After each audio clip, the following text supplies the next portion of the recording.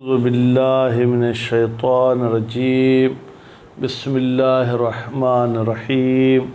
व बिही नस्तईन। अल्हम्दुलिल्लाह। हमारी गुफ्तगू किताबुर्रहन के बारे में है। किताबुर्रहन में बहस चल रही थी कब्ज़ के बारे में कि आया रहन को कब्ज़ करना ये अरकान रहन में से है या अरकान रहन में से नहीं। तो फिर कल गुफ्तगू हुई कि कभी तो ऐसा होता है कि रहन के बाद राहिन मुर्तहिन को वो चीज़ कब्ज़ कराता है, इसमें तो कोई कबाहत नहीं कि ये बात सही है। और अगर पहले से ही वो चीज़ रहन वाली मुर्तहिन के पास थी, चाहे गस्ब के ज़रिए हो चाहे गैर गस्ब के ज़रिए हो, यानी यूँ कहें चाहे उसने जायज़ तरीके से कब्ज़ की हो या नाजायज़ तरीके से, तो क्या वो कब्ज़ काफ़ी है या नहीं। तो कल के दर्स में तो तकरीबन ये कहा कि भाई कब्ज़ वो काफ़ी है, क्योंकि कब्ज़ अगरचे मनही अन्हो है लेकिन ये मुफसिद रहन नहीं है। आज के दर्स में ये फरमाते हैं कि कील कहा गया है कि भाई कब्ज़ जदीद भी शर्त है और इतना ज़माना भी गुज़र जाए कि जिसमें कब्ज़ हो सके, ये भी शर्त है। फिर बाद ने कहा कि नहीं, अगर पहले वाली कब्ज़ सही तरीके से है फिर तो ये दोनों चीज़ें शर्त नहीं, अगर गलत तरीके से थी तो फिर जो है क्या है कब्ज़ जदीद और उसमें मुज़ी ज़मान जो है क्या है वो शर्त है। खैर, ये तो बहस यहाँ पर हम ख़त्म करते हैं, फिर मज़ीद इबारत में पढ़ेंगे। दूसरा मसला ये है कि राहिन ने जो चीज़ रहन पे रखी है वो मुशा है। मुशा का मतलब क्या, मुश्तरक है, यानी राहिन का भी उसमें हिस्सा है, गैर राहिन मतलब उसके भाई वालिद माँ बहन बीवी का भी उसमें हिस्सा है। तो अब यहाँ पर वो मुश्तरक चीज़ रहन पे रख सकता है। कहते हैं कि रहन पर रखने के लिए तो रख सकता है, लेकिन कब्ज़ करने के लिए, कब्ज़ कराने के लिए ज़रूरी है कि शरीक से इजाज़त ले ले, कबल अक़द, उसको इज़्न कहते हैं। या नहीं,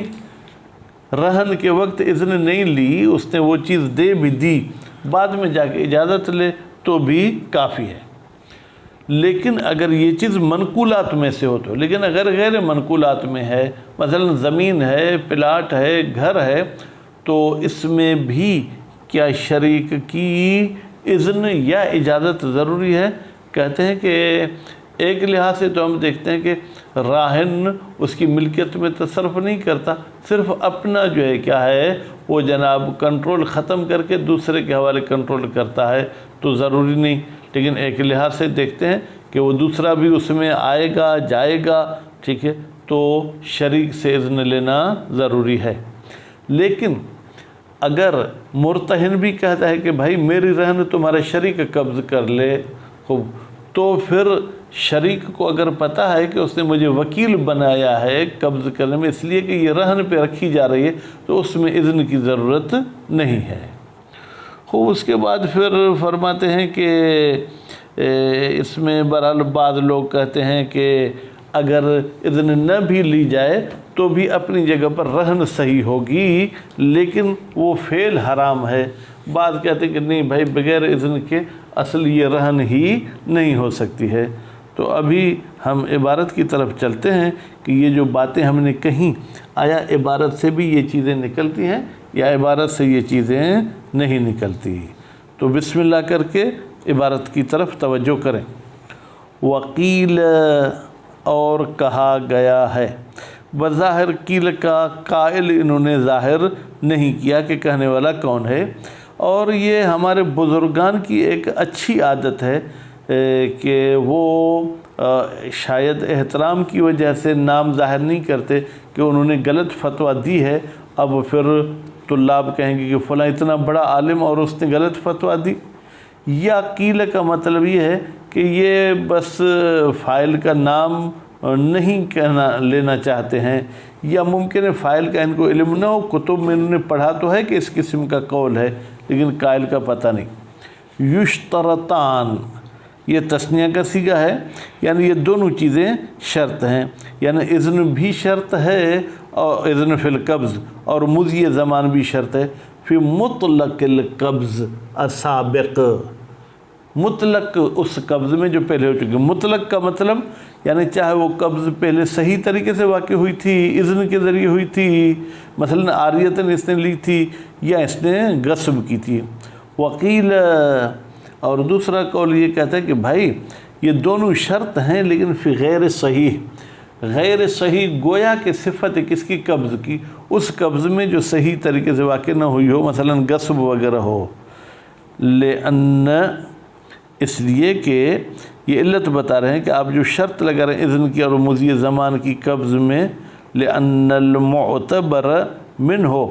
اس لیے کہ اس قبض میں سے جو معتبر ہے وہ قبض معتبر ہے ما وقع بعد رہن، جو رہن کے بعد واقع ہو، وہ ہوا،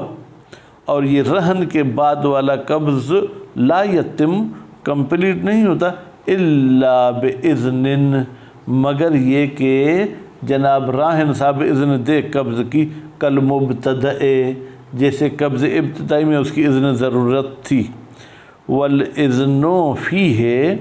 اور جب اذن دے گا کون؟ راہن، فیہ اس قبض میں، تو پھر کیا ہے؟ یستدعی، یہ تقاضا کرتا ہے تحصیلہ، کہ جناب وہ رہن جو ہے کیا ہے وہ حاصل ہو جائے۔ خوب، ومن ضرورات ہی، یا یوں کہیں کہ تحصیل القبض، تاکہ قبض حاصل ہو جائے۔ ومن ضرورات ہی، اور اس تحصیل کے ضروریات میں سے ہے مضی زمان، کہ اتنا زمانہ بھی گزر جائے۔ فہو دال علیہ بالمطابقت، تو پھر جناب فہو، یعنی یہ جو اذن ہے یہ دلالت کرتی ہے کس پر؟ اس قبض پر یا اس زمانے پر، ٹھیک ہے، مطابقت کے لحاظ سے۔ وعلی الزمان بالالتزام، اور اتنا زمانہ گزر جائے، یہ دلالت التزام ہے۔ بھائی میں کہتا ہوں یہ چیز قبض کرو، خوب، تو یہ تو اذن ہوگی نا، اب قبض کرنے کے لیے زمانہ یہ دلالت التزامی کے ذریعے اس پر دلالت کرتی ہے۔ لیکن مدلولہ المطابقی منتفن، لیکن جناب اس قبض کا مدلول مطابقی تو منتفی، کیونکہ پہلے سے ہی قبض شدہ ہے، لاقتضاء ہی، اگر پھر بھی ہم کہتے ہیں کہ نہیں اس کا مدلول مطابقی موجود ہے یعنی قبض کرنا، تو یہ تحصیل حاصل کی طرف پہنچا دیتا ہے۔ وہ اجتماع الامثال، اور پھر یہاں پر امثال جمع ہوتے ہیں، ایک قبض ہے پھر دوسرا قبض ہو جائے، یہ بھی ٹھیک نہیں ہے۔ فیبقى الالتزامی، تو پھر مضی زمان والی بات اپنی جگہ پر باقی رہتی ہے۔ ویضعف، کہتے ہیں یہ جو آپ نے فرمایا کہ مضی زمان والی بات اپنی جگہ پر موجود ہے، ٹھیک ہے، یا یوں کہ یضعف، کہ بھائی قبض بعد رہن والا ضروری ہے اور اس کے ساتھ ساتھ زمانہ بھی ضروری ہے، یہ ضعیف ہے۔ کیوں؟ بمنع اعتبار المقید بالبعدیت، اس لیے کہ ہم منع کرتے ہیں، مقید یہاں قبض کی معنی میں کہ وہ قبض رہن کے بعد ہونا چاہیے، بل الاعم، بلکہ ہم قبض سے مراد قبض اعم لیتے ہیں، چاہے قبل رہن ہو چاہے بعد رہن ہو، وہ حاصل، اور یہ قبض اعم حاصل ہے۔ وزمان المدلول علیہ، اور وہ زمان کے جس پہ دلالت کی جا رہی ہے دلالت التزامی کے ذریعے، من توابع القبض و مقدمات القبض، وہ قبض کے توابع اور اس کے مقدمات میں سے ہے، تو پھر فیلزم من عدم اعتبار ہی، لازم آتا ہے کہ جب قبض ہی معتبر نہیں ہے تو پھر اس کے توابع آٹومیٹک ختم ہو جائیں گے، انتفاعہ، اس زمانے کا منتفی ہونا بھی لازم آتا ہے۔ نعم، جی ہاں، لو کان قبضہ بغیر اذن، جی اگر مرتہن نے اس رہن کو قبض کیا تھا بغیر اذن کے، توجہ اعتبارہما، پھر متوجہ ہے کہ دونوں چیزیں یعنی قبض بھی اور مضی زمان بھی معتبر ہو، لما تقدم، اس لیے کہ یہ پہلے گزر چکا کہ بھائی صاحب اذن جدید ضروری ہے۔ وَعَلَىٰ تقدیر ہی، اب کہتے ہیں کہ اگر ہم فرض کریں کہ جناب مضی زمان جو ہے کیا ہے وہ معتبر ہے، فَزَمَانُ بَاقٍ إِلَىٰ أَنْ يَتَحَقَّقَ مَا يُزِيلُهُ، پھر اس چیز کی ضمانت جو مرتہن نے قبض کی ہے وہ ضمانت باقی ہے یہاں تک کہ کوئی چیز آ کے اس ضمانت کو جو ہے کیا ہے زائل کر دے۔ خوب من قبل المالک، وہ مالک کی طرف سے ہو یعنی وہ اذن ہو، علی الاقوی قول قوی کے مطابق۔ وَلَوْ كَانَ رَهْنُ مُشَاءً، اگر رہن جو مشاء ہو یعنی اس میں کوئی اور بھی شریک ہو، فَلَا بُدَّ مِنْ اذن شریک، پھر تو ضروری ہے کہ شریک صاحب اذن دے کس میں؟ فی القبض، کہ بھائی میں یہ جو آپ قبض کرا رہے ہیں میں اس قبض کی اذن دیتا ہوں، او رضا ہو بعدہ، رضا ہو کی ضمیر جائے گی شریک کی طرف، یا شریک راضی ہو بعدہ قبض کے بعد، سواء کان مما ینقل، چاہے یہ ملکیت مشاء ان چیزوں میں سے جو نقل کی جا سکتی ہے جیسے گاڑی وغیرہ ہے، ام لا، یا منقولات میں سے نہ ہو جیسے زرعی زمین وغیرہ یا گھر وغیرہ ہو، لاستلزام ہی، بھائی کیوں اذن ضروری ہے؟ کہ اس لیے کہ یہ قبض کرانے کا لازمہ یہ ہے التصرف فی مال شریک، کہ شریک کے مال میں بھی تصرف ہو جائے، وہ ہوا یہ مال شریک میں تصرف کرنا منہی عنہ، اس سے نہیں کی گئی ہے بدون اذن ہی، شریک کے اذن کے بغیر، فلا یعتد بہ شرعا، تو نتیجے میں کوئی حیثیت نہیں ہوگی جناب اس رہن کی، ٹھیک ہے جناب، شرعی طور پر بغیر اذن کے، وہ اجازت دے گا تو شرعاً وہ چیز صحیح ہوگی ورنہ صحیح نہیں ہے۔ وَيُشْكَل، اب فرماتے ہیں یہ جو آپ نے فرمایا کہ شریک کی اذن ہونا ضروری ہے، اس میں ہمیں اشکال ہے، فیما، خاص طور پر اس چیز میں، اس مشاء میں، یکفی فیہ مجرد تخلیہ، جس میں صرف خالی کرنا کافی ہے کہ شریک جو رہن پہ رکھ رہا ہے وہ اب دستبردار ہو جائے، فَإِنَّهَا، بتحقیق یہ تخلیہ، لا تستدعی تصرفاً، یہ تصرف کا سبب نہیں بنتی، بل، تو بھائی یہ پھر تخلیہ کس چیز کا سبب بنتی ہے؟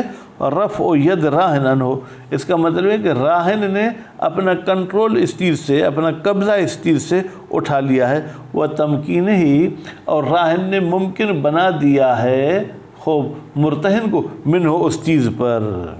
خوب تو یہ اس میں تو کوئی قباحت نہیں۔ ولا تقدیر اعتبار ہی، کہتے ہیں اگر فرض کریں کہ ہم اذن شریک کو معتبر سمجھتے ہیں، اگر فرض کریں فلو قبضہ، اگر مرتہن نے اس مشاء چیز کو قبض کیا بدون اذن شریک، شریک کے اذن کے بغیر، تو پھر کیا ہوگا؟ وفعل محرما، تو اس کے ساتھ ساتھ گویا کہ اس نے فعل حرام کیا، یا در حالی کہ اس نے فعل حرام کیا، فہل یتم القبض، تو پھر کیا یہ قبض یہاں پر واقع ہوگی یا نہیں؟ قولان، اس میں دو قول ہیں، خوب، منشأہما،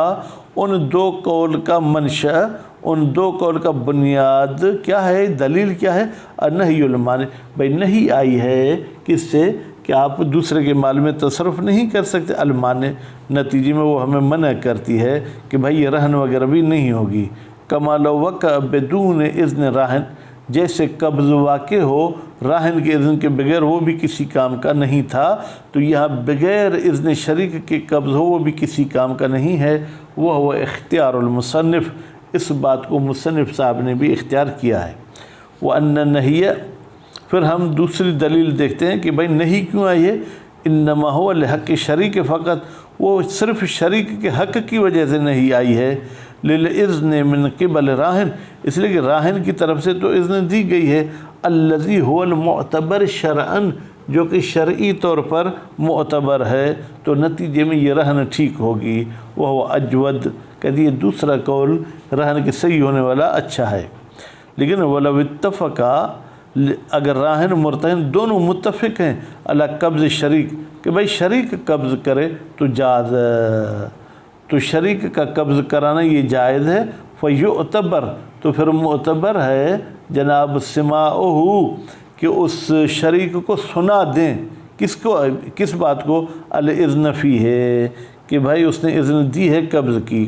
یا سماعہ کی ضمیر آپ مرتہن کی طرف پلٹا دیں، بھائی مرتہن کو بتا دیں کہ وہ ہمارے شریک نے اذن دے دی ہے، ٹھیک ہے، لیکن غالباً میرے نظر میں یا میری سوچ میں یہ سماع کی مل جائے گی شریک کی طرف، کہ شریک کو بتا دیں کہ بھائی یہ جو تم کو ہم کریں قبض کرو، ہم دونوں نے یہ رہن کیا ہے۔ تو اس حوالے سے